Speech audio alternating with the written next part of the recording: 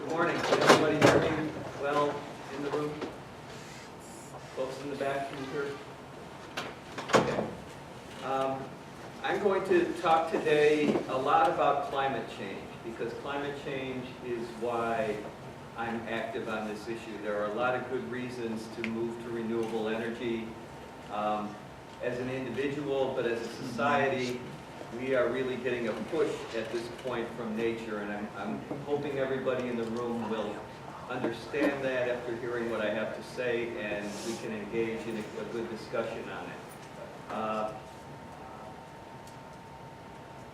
it. In terms of kind of back and forth, I would encourage you to discuss with me as we move through this. If there's anything I say that's an acronym, a series of letters that you haven't heard before and you don't know what it means, please let me know right away.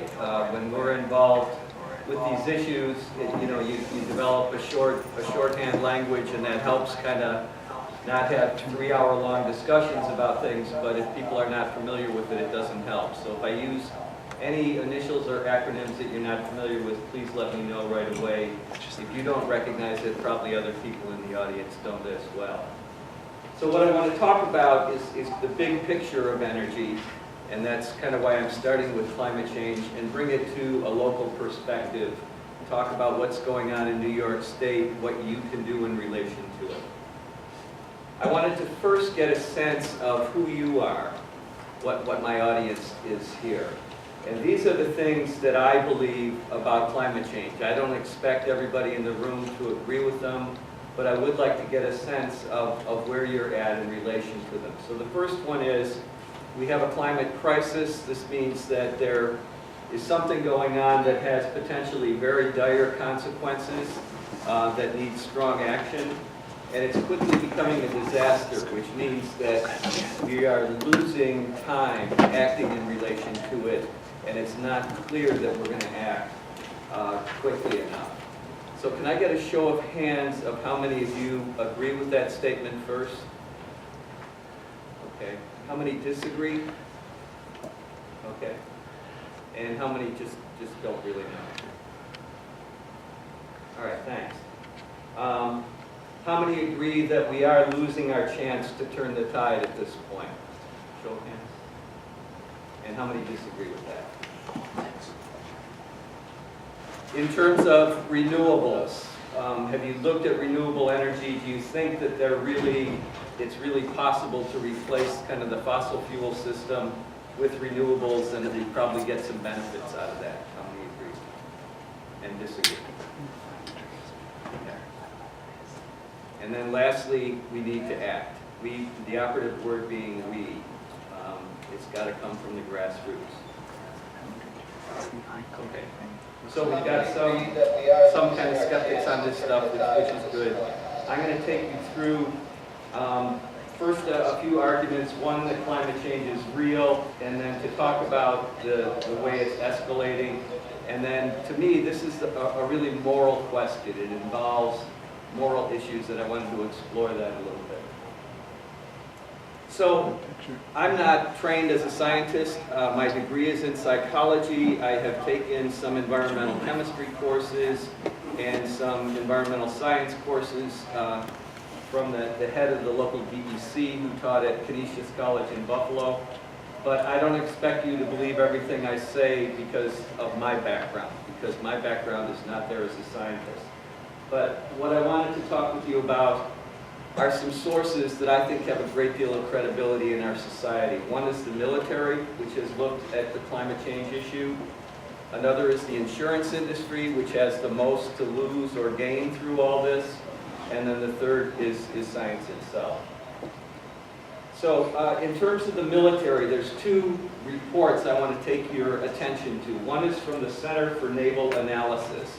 And this is a federally funded research and development center. They put together a report called National Security and the Threat of Climate Change. And this was something they got about a dozen retired admirals and generals together and talked to various scientific experts and looked at what the implications are going to be for the U.S. military of climate change as we move forward. I'm going to go through about 4 or 5 of the findings. This first one, it poses a serious threat to America's national security. This is admirals and generals saying this. And they go through some of the specific effects that they see happening. And we've seen a lot of this already. Extreme weather events, Hurricane Sandy, drought has been going on in California. We had intense flooding in western New York a few years ago south of this area. Sea level rise we're seeing. We are seeing retreating glaciers. Habitat shifts, we're seeing both animals and plants moving as the temperature rises on the earth. And then the increased spread of life-threatening diseases.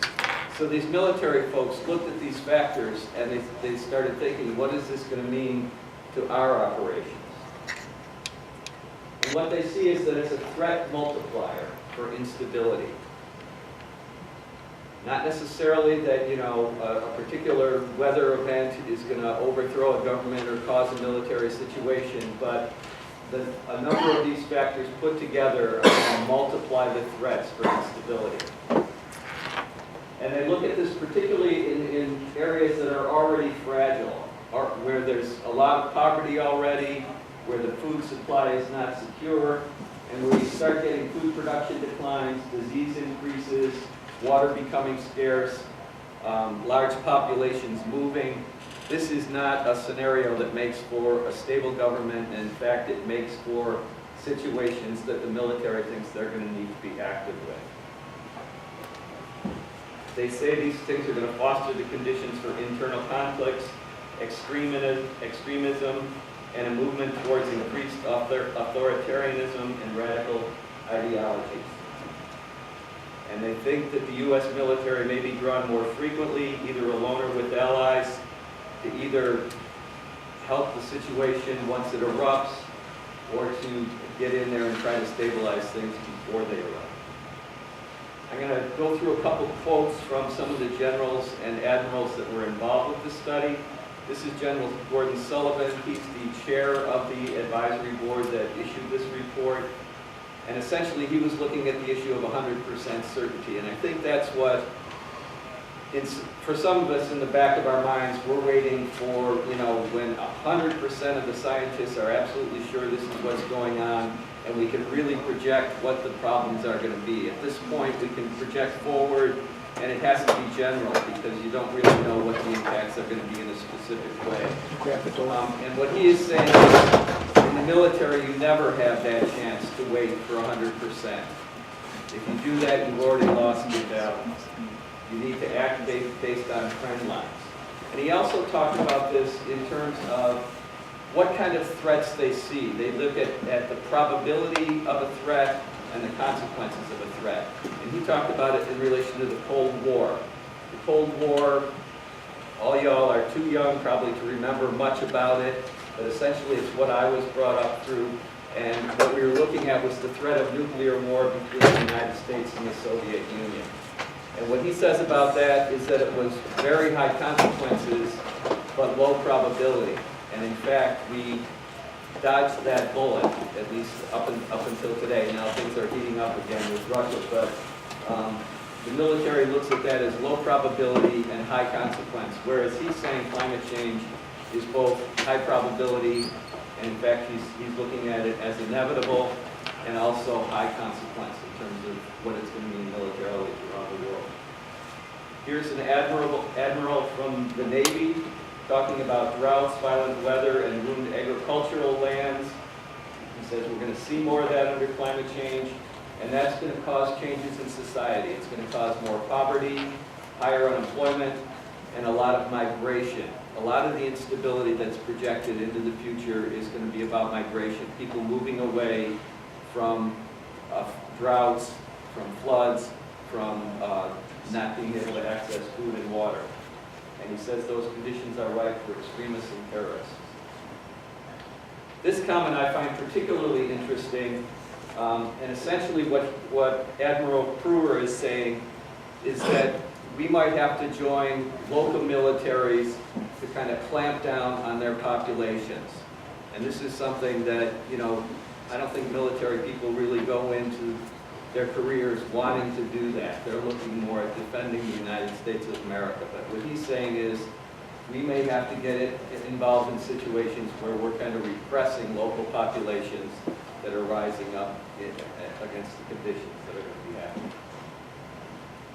General Kern is an expert on Africa, and he's talking about the water supply there, and says there's a vast and growing literature that cites water as a likely cause of wars in the 21st century. And with climate change, it really impacts the hydrological cycles quite a bit. And we mentioned there's a vast body of knowledge. This is one of the studies. They look at El Niños, which is an ongoing climate situation, but one that gets worse and also can be mimicked by some of what goes on with climate change.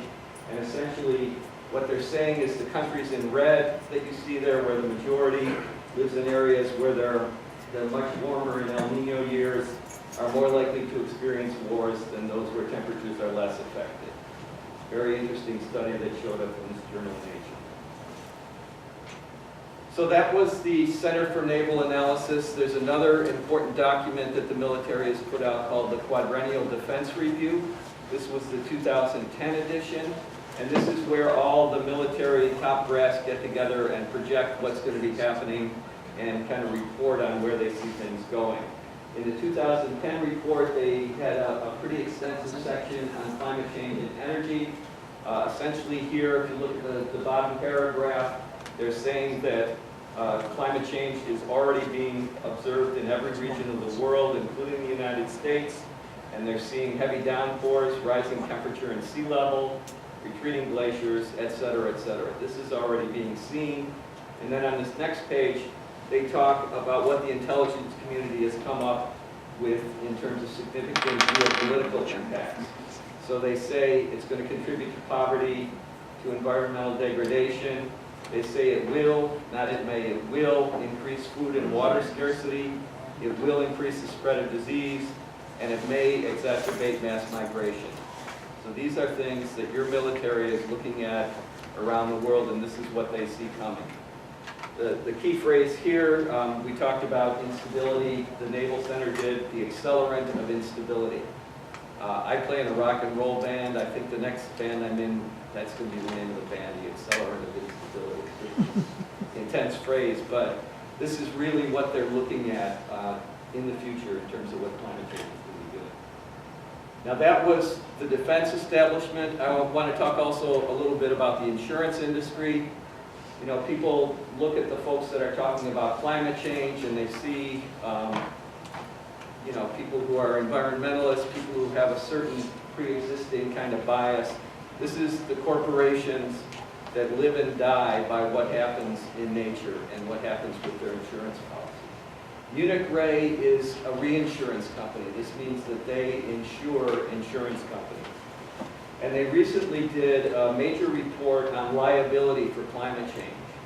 At this point, we're able to narrow down to some extent who has contributed the greenhouse gases that are causing climate change, and those companies are starting to get worried about what their liability is going to be going forward for doing this. So this company, Munich Re, issued a report on that. Some of the general points in the foreword was it's now widely accepted that mankind has contributed to climate change and continues to do so, and also that there can be little doubt that it represents one of the biggest challenges the world faces.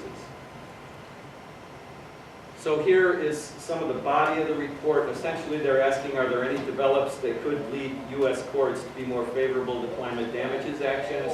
And they're saying if there's another major activity like Super Katrina, some state courts could start awarding damages. At this point, corporations are pretty well protected. They've got the kind of legal system fairly well set up to protect their interests, but they are projecting the possibility of this coming back on corporations as they move forward. There's a new report that's recently come out that identifies the greenhouse gas emissions over time since 1750. And essentially they've narrowed it down to about 90 different polluters having polluted 2/3 of the carbon pollution that's gone into the atmosphere.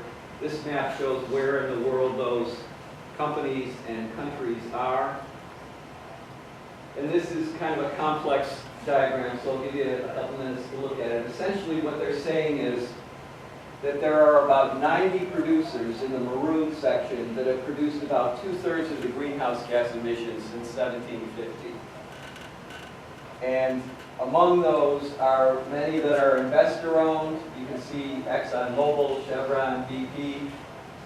Several that are countries, largely communist countries, where the energy system is essentially controlled by the governments. And then there's a bunch of state-owned, like Saudi Arabia, for example, companies as well.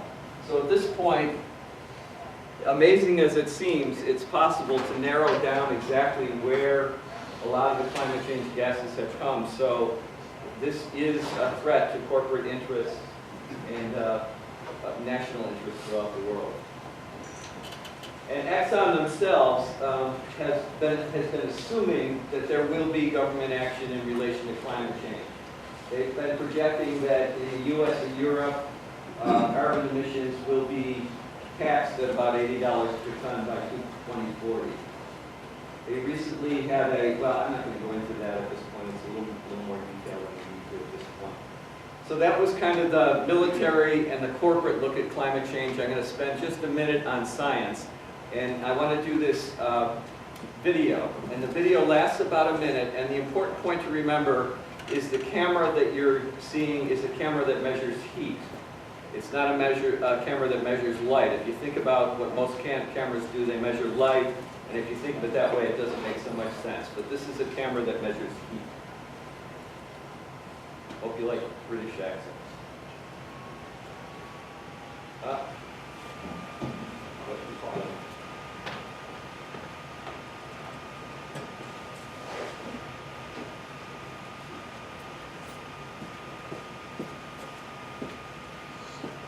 Excel's climate using this heat-sensitive infrared camera which is powering away here. A candle, this glass tube which is hooked up to this rather large canister of carbon dioxide gas.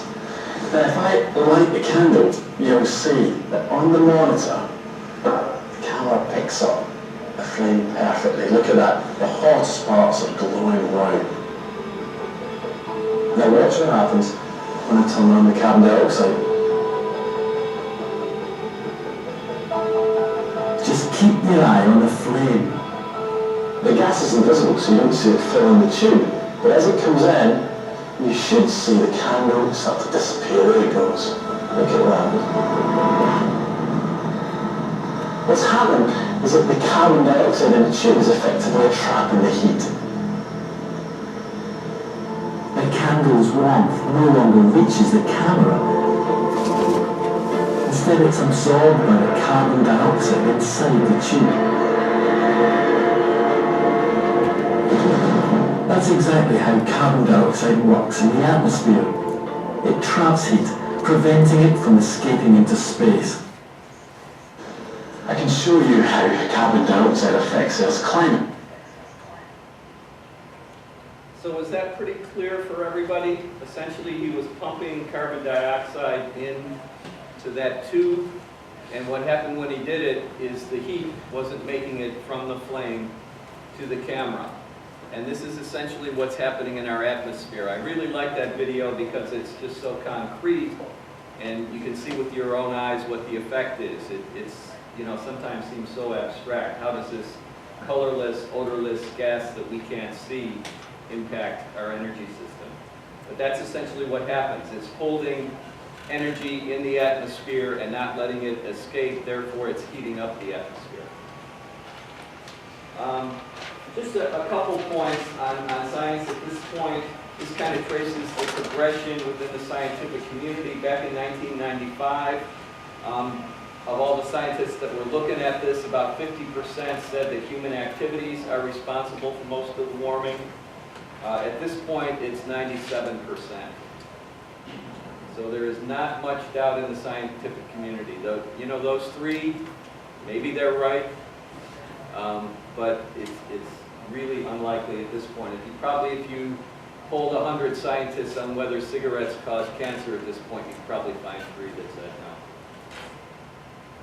And I want you, when you hear of scientists that are denying climate change, you know, try looking into their background a little bit. This is a study that was done, and it says 9 of the 10 loudest or most published climate-denying scientists have ties to ExxonMobil.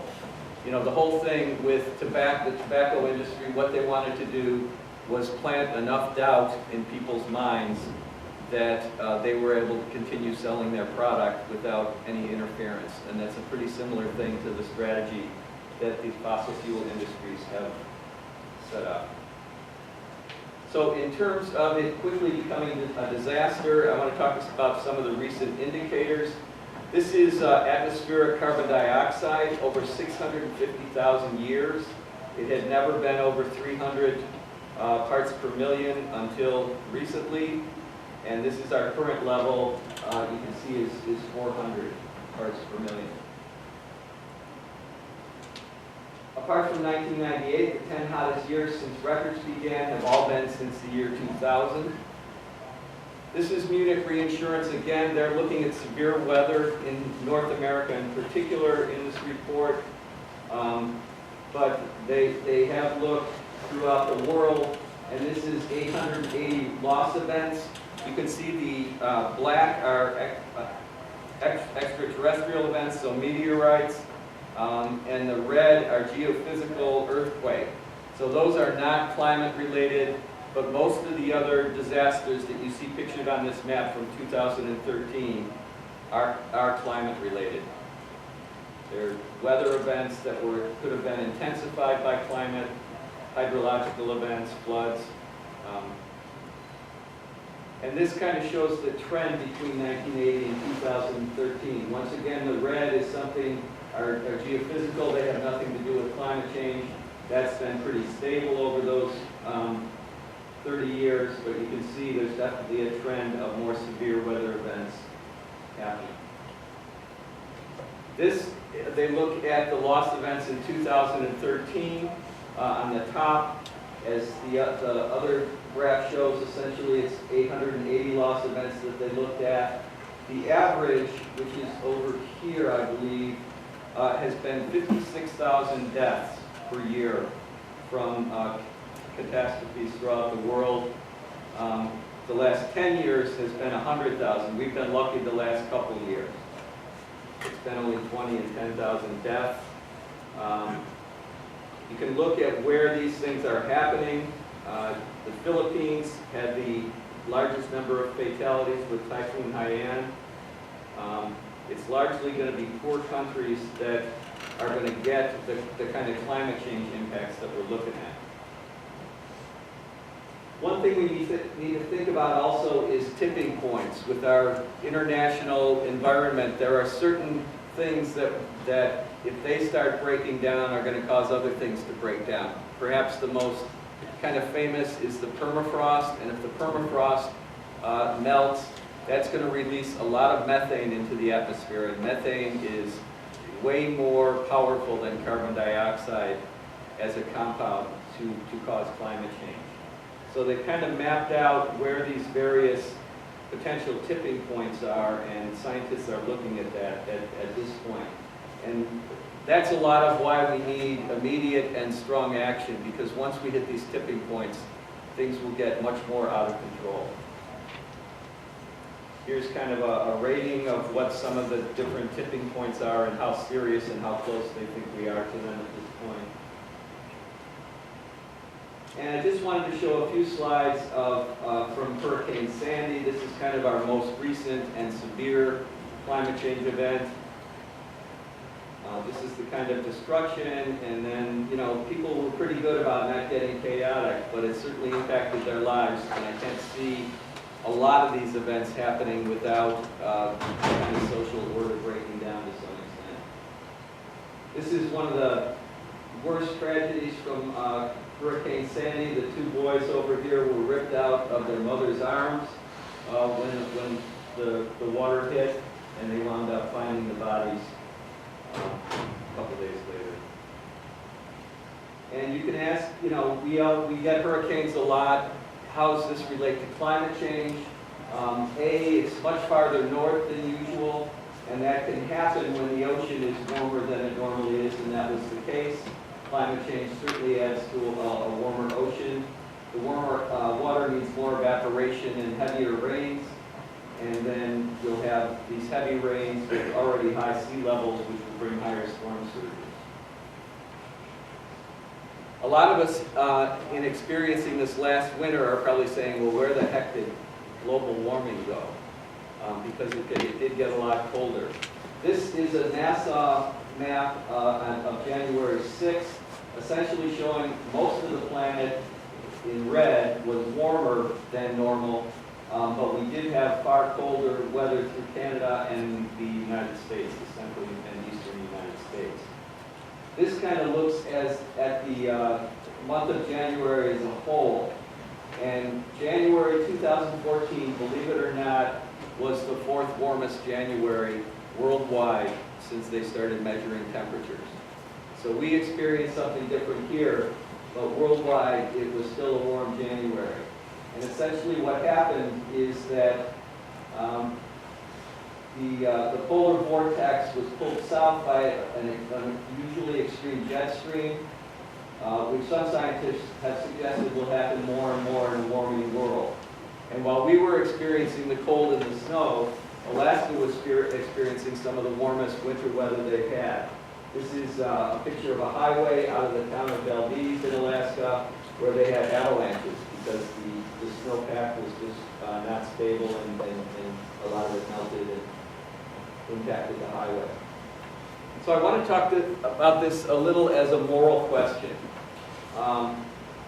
You know, there are a number of different ways of approaching this and of motivating people. Some of the kind of lighthearted ways that have come out is looking at what's going to happen with avocados. There was a major report that's really going to, mess with our guacamole. As trivial as that sounds, that's a way of getting across to people that this is going to impact their lives. Here's one in terms of beer, and the droughts in California are going to mess with the water supply, which is going to make it more difficult to make beer. But for me, it's a lot more serious than that. This is why I'm involved. These are my two sons.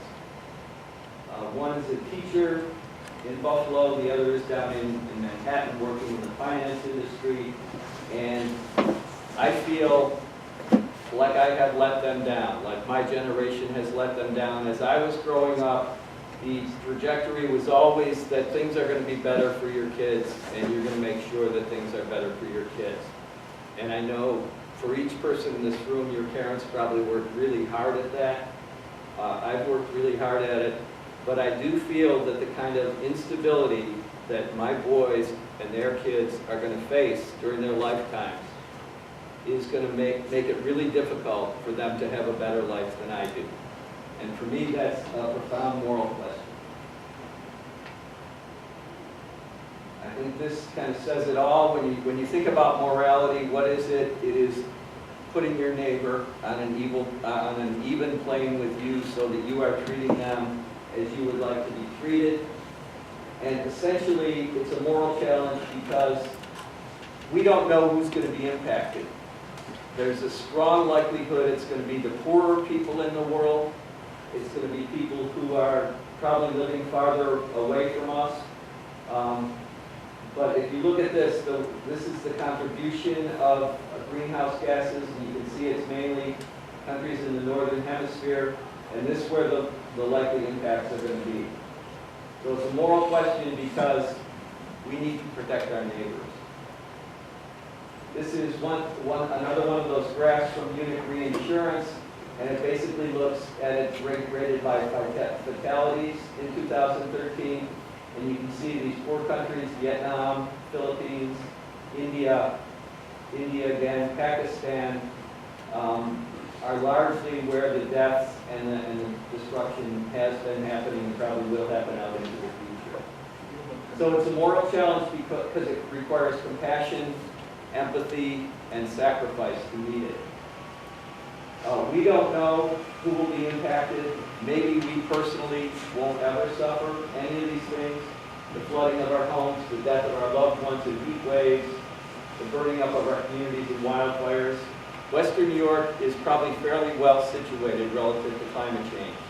I think we're going to have impacts that are going to come from social disorder, but we're not going to experience the brunt of it unless things happen that are not expected. So it's also a moral challenge because it means that we need to make changes and in some cases sacrifice. So it means taking time and getting involved, maybe doing it without some conveniences, and kind of sticking our neck out to convince our neighbors that this is an important issue that both we and they need to be active with.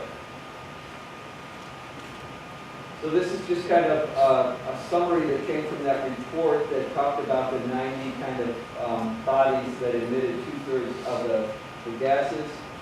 And they were, another way of looking at it is that 2/3 of the greenhouse gases have been emitted in the last 25 years.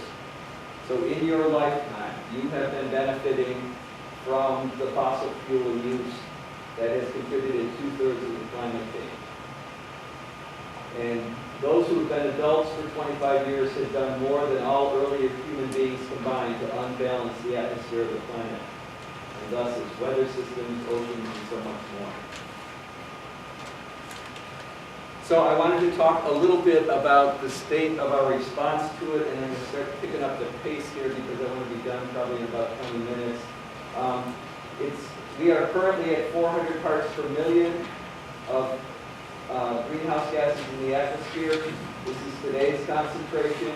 This is carbon dioxide in the atmosphere over time, and this is temperatures, and you can see there's a really close relationship. This is where we're going in the next 45 years if we don't change things, and you can imagine what that looks like to this temperature diagram. The temperature diagram is also going to be going up correspondingly unless something really strange happens in the physics world. So there was a tour that was done recently by a gentleman by the name of Bill McKibben, who wrote the first books on climate change that kind of popularized the issue. And what they're looking at is the amount of carbon that the fossil fuel industry at this point has under its control and plans to develop, and what would happen if all of that was developed. And I want you to take a minute to think about this diagram here. Essentially, the blue is the amount of carbon dioxide in the atmosphere in 1750. The lighter pink is how much carbon dioxide is in the atmosphere now. So we're up to 400 parts per million at this point. There's a lot of projection that's been done. This is where the science gets inexact, but there's a pretty good agreement internationally that if we go more than 2 degrees centigrade above where we are now, that we are going to start some of these tipping points and that we're going to have a lot more chaos in our weather systems and our social systems. And what they're saying is that to stay within 2 degrees centigrade, and this is all probabilities, they say, you know, so that there's lower than a 20% chance that we're going to go above 2 degrees centigrade, we only have 565 gigatons of carbon left to put up. So we can put up less than what we already have as an industrial society in the next 50 years. They say if we go past that, we're in for destruction, and the 2795 is the total amount of declared reserves that the fossil fuel industries have at this point that they're planning on developing. So you can see from that essentially that we're going to have to leave about 4/5 of that oil and coal in the ground if we're not going to get to a situation where we have a very chaotic climate. This is a major struggle that your generation is going to need to solve. I'm going to do everything I can in the time I have left on this earth, but you know, it's mainly going to be a 30 or 40 year struggle. So essentially what we're saying, it's valued at about $27 trillion. So this is a $20 trillion write-off that the fossil fuel industry is going to have to do one way or the other if we're going to avoid the worst impacts of climate change. I wanted to talk a little bit about what's going on in New York State. There's something called the Renewable Portfolio Standard, RPS. And what that is, essentially it says that by 2015, New York's going to have 30% of its energy from renewable sources. This is a nice goal. It's one that we should be meeting and we're not meeting. This diagram kind of shows where our energy is coming from at this point. This is electricity generation, and it's mainly natural gas and nuclear that we're getting it from at this point. You can see wind is about to supersede coal in terms of where we get our energy, but it's still, to a large degree, it's fossil fuels. This is from NYSERDA, the New York State Energy Research and Development Authority. They are in charge of this program to get us to 30% by the year 2015. And essentially what they're saying is that if that happens, we need to be generating about 10.4 million megawatt hours of electricity using renewables by the year 2014, or 2015, the end of 2015. We are actually less than half there. We're at about 47%. The main tier, just to break this down a little bit, is bigger projects like wind farms and big solar collectors. The customer cited tier is stuff that can go on your roof, so mainly solar panels. And we're not past 50% after 6 years of the process of either of those. And if we had a lot of momentum going to get to where we wanted to go, that would be one thing, but here's where we are a year later from the 2012 report. That was the 2011. We've actually taken a couple steps back. We're only at 46%. And that has to do with the way some of the contracts played out. But the point is that there was not a lot of new capacity developed in New York State in this really key 7-year or 10-year process. And a lot of what that's about is wind energy. You can see that in terms of the total megawatts that was built between hydroelectric and biomass, et cetera, most of it was wind. It comes out to be about 90% of it is wind, and there was only one new wind project planned for New York State as of that latest NYSERDA report. Solar is a very good resource. It's one I'm looking at for my house. It's very important that we make as much transition to solar as we can. But wind is, at this point, the most concentrated and fastest way to get to renewable energy. We're just falling down on the job. This is a diagram of what happened essentially in 2008. There was good momentum happening in terms of a lot more wind projects. Then the economy collapsed, and New York State's incentives didn't keep up, and there has been very little wind development since then. This shows wind generation by state. Iowa does not generate the most wind energy, but they have the highest percentage of their electricity comes from wind. And you can see New York State is nowhere on this map. We are under 3% at this point of our energy comes from clean wind. NYSERDA is spending a lot of money to try and get us to this goal. They've taken about $3 billion of ratepayer money. There's something on your electric bill called the system benefit charge. But this renewable portfolio standard is going to sunset in 2015, and we're not going to make it to 30%. We're essentially dancing at the problem, throwing a lot of different solutions at it. But why not just set a fair price for all generators and let the market take over? That's what some areas have done, like Canada and Ontario and Germany. I need to speed through a lot of this, so I had a presentation on geothermal energy. I'm going to not give that at this point. But I will talk a little bit about this Jacobson report. Mark Jacobson is a scientist from Stanford University. He teamed up with some scientists at Cornell, and they looked at what it would take to get New York State to be 100% renewable energy by the year 2050. And essentially, a lot of it is in conservation and energy efficiency. It's in phasing out fossil fuels, and it's increasing solar, wind, and other sources of energy. This shows the amount of land mass that would need to be developed in order to do this. This is for all the wind projects that would be needed. The blue is the open area around wind turbines, the kind of fall down zones. The red is the actual area that the turbines would take up. This is the amount that would need to be in solar panels, between the yellow and the red, and then some offshore wind as well. So the way they would do this, and I encourage all of you to, if you're interested in this, to check out the study on the website. If you look up Mark Jacobson in New York State, if you Google those together, you will get this study and you'll be able to download it. I will give you my email at the end, and if you're not able to find it that way, contact me and I'll send it to you.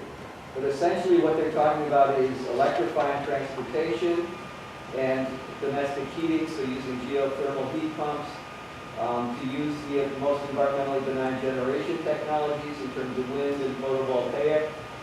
And this is all technologies that are available today.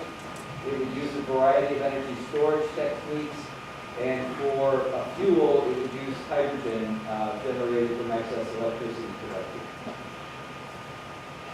It's cost effective, it would cost a lot of money, but it would pay for itself in terms of health cost savings and stable prices down the line.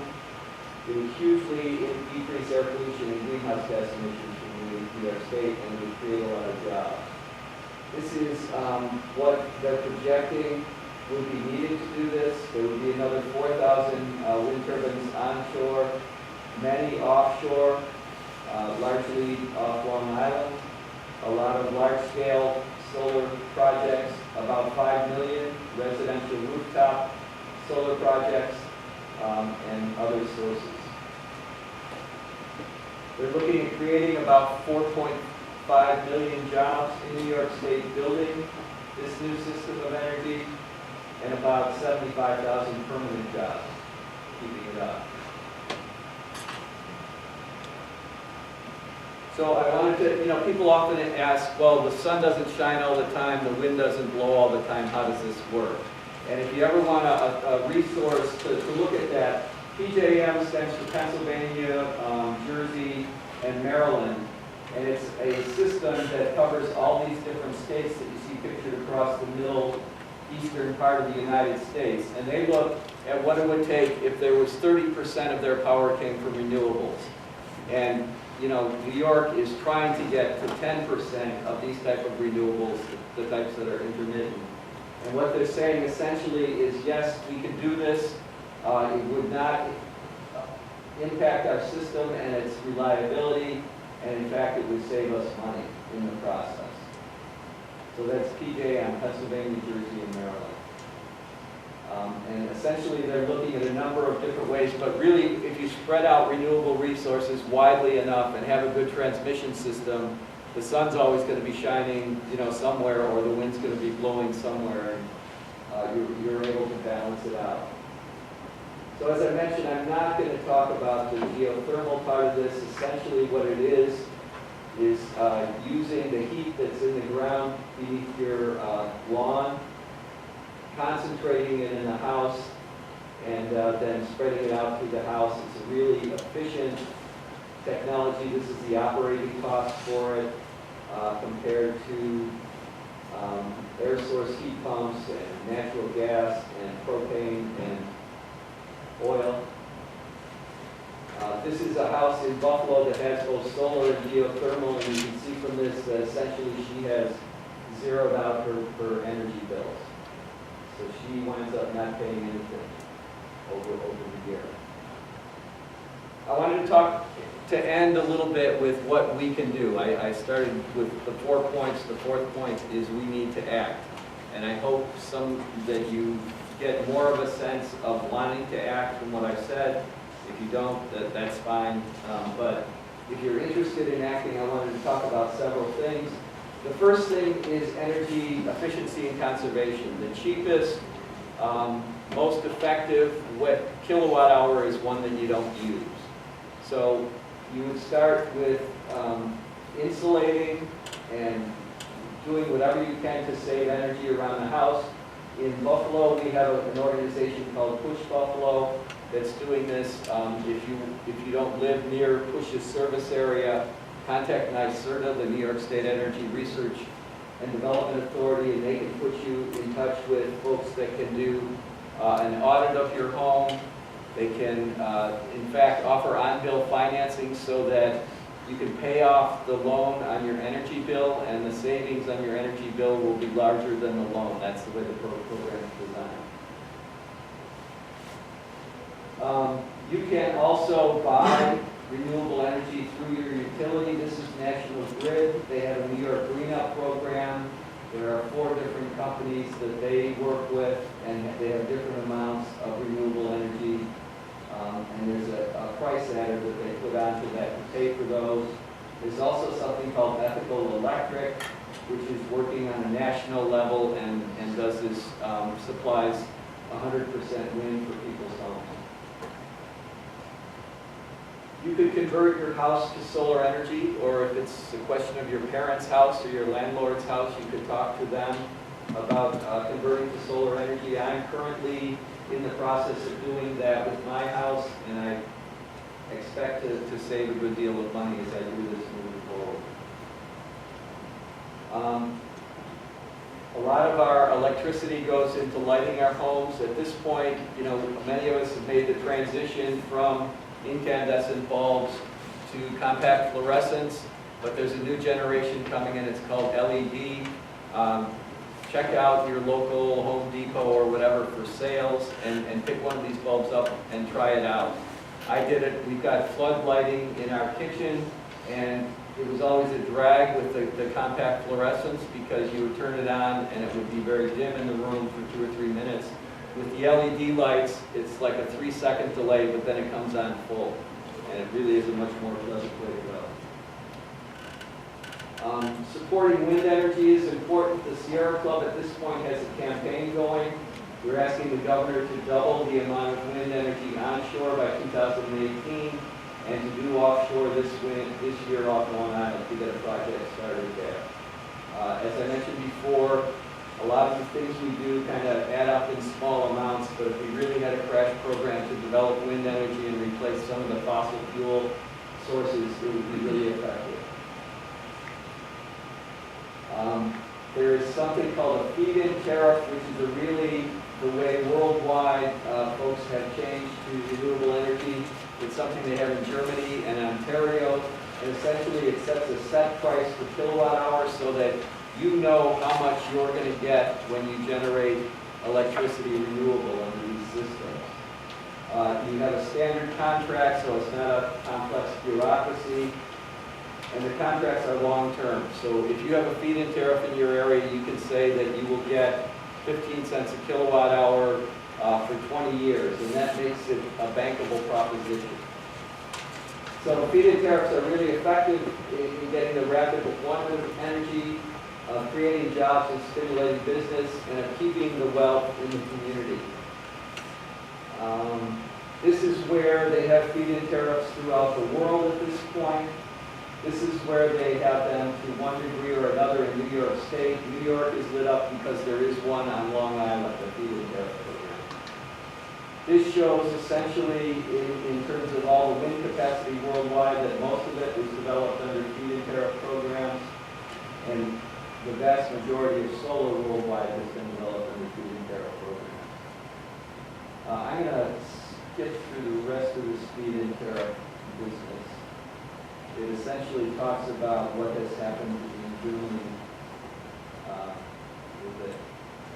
This, I just do want to talk a little bit about Ontario. They have a feed-in tariff, and they've got more than 30 businesses that have expanded into renewables. They've had $20 billion of investment. They've created, at this point, they're saying 30,000 jobs with their program, and they're projecting 50,000 jobs. They have a website that shows all the different businesses that have been expanding because of that program for renewables there. So one of the reasons why New York's renewable portfolio standard is not working is because it's not mandatory for utilities. It's not like other states. Other states tell utilities, you need to have 30% of your energy come from your renewables by such and such a date, and then it's up to the utility to buy that renewable energy. Here in New York State, we've kind of danced around the problem and created this whole system with NYSERDA where they have auctions of renewable energy credits. and it's just not doing the job. So one of the things we're pushing as the Sierra Club is saying that we need to get a renewable portfolio standard that is mandatory for utilities. Here's an article that was done with that. So another issue that's really important in relation to all this is hydrofracking. I'm not going to spend a lot of time on it. I'm sure you've heard a lot about it. Essentially, what the natural gas industry claims is that natural gas is a much better source of energy and doesn't produce as much greenhouse gases. That is under question at this point because of what I mentioned before, that methane is a far more potent greenhouse gas than carbon dioxide is, and there is a lot of methane that is leaked in the process of doing the drilling and transporting the gas to our homes. And when you take that into account, it changes the equation. There's scientists on both sides of that issue, but at this point, the question has been pretty seriously raised as to whether it's better or worse to have gas even than coal. The other question that comes up with both hydrofracking and this whole XL pipeline that you may have seen in the news is, are we really looking at energy independence if what we're looking to do is export this all over the world? And make no mistake, these big corporations are going to go where they can get the most money.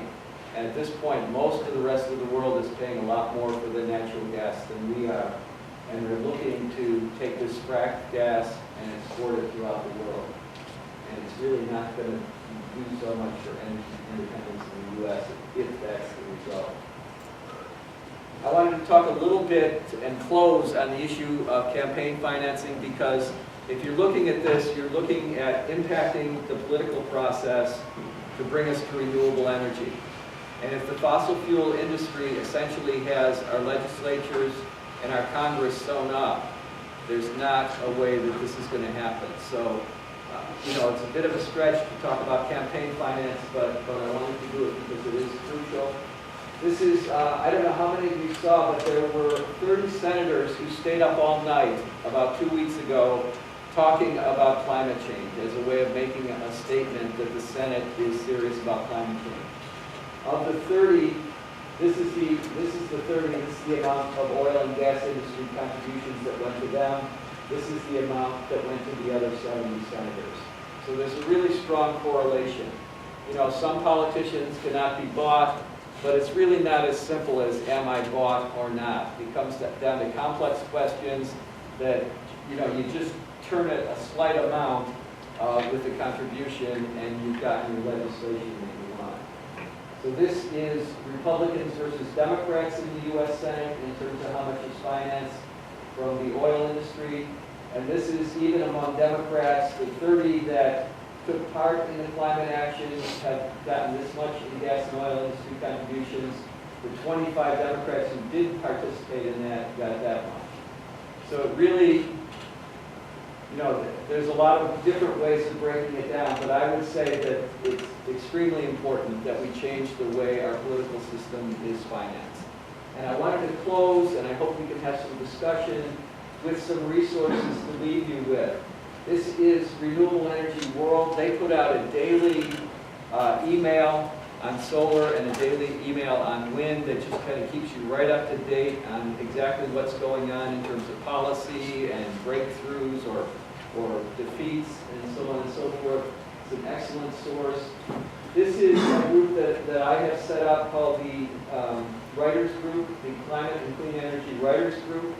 If you're interested in doing any writing for your local papers, we'd be happy to work with you, help fact check stuff if you're interested, give you encouragement. So get in touch with us that way. This is the website. The bit.ly address is the website. This is my email address. I'd be really happy to hear from any of you if you're interested in connecting up with the Sierra Club or having any questions, after we're done.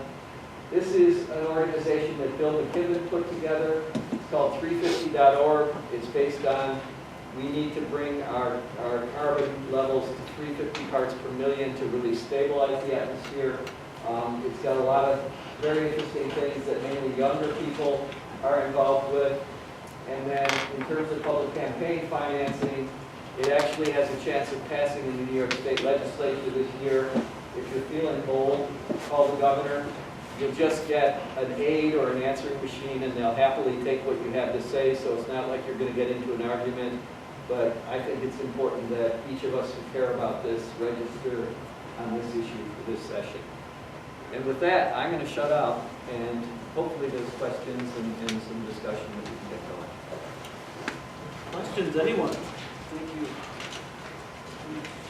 Yes, sir.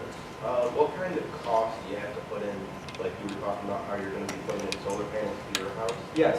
Like what kind of cost do you have to pump into that, and like how long do you think it takes to even out the price if you didn't put in the solar panels? Great question, great question. And generally, on a home at this point, a solar system that's going to meet all your energy needs is going to be somewhere between $20,000 and $30,000. At this point, 30% of that can be paid off on a tax credit, a federal tax credit, so you don't have to pay taxes going forward to the feds for however much 30% of that would be. Another 25% up to $5,000 is a New York State tax credit. So let me get back to that page. You know, essentially what you're looking at is somewhere in the neighborhood of $10,000 to $15,000 out of pocket, and they're, particularly in the solar industry, it's been really supported in New York State. We saw a Solar Liberty truck on our way here. There is on-bill financing, so that they will estimate, you know, what it costs to pay back the loan versus the savings that you'll have because you're generating your own electricity and you're not buying electricity from the energy company. And so essentially you can start saving money right from the start. And depending on how long the term of the loan is, once you're done paying off that loan, you're getting free energy. Is that concrete enough? You know, I mentioned geothermal. I know in more rural areas, and I assume some of you at least are from more rural parts of our counties, there's a lot of propane and oil heating that goes on. That's really expensive.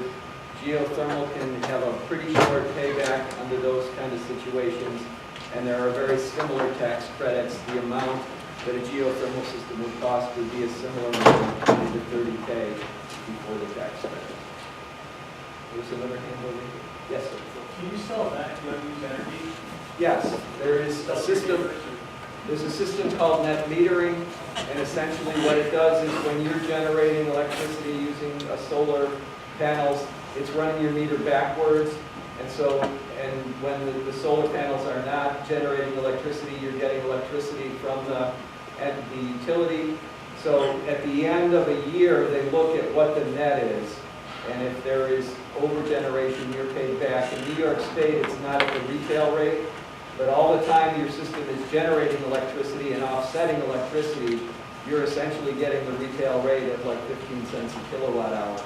If there's any net that's left at the end of the year, I believe at this point they pay you back at the wholesale rate, which is more like 4 or 5 cents a kilowatt.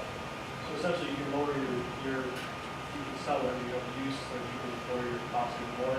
Yes. Offset with, say, 30,000. Yeah. NYSERDA at this point is their incentives work so that they essentially size it so you're meeting your needs. They don't have it designed so you can generate extra, but if there is extra generated, you get it back at the wholesale rate.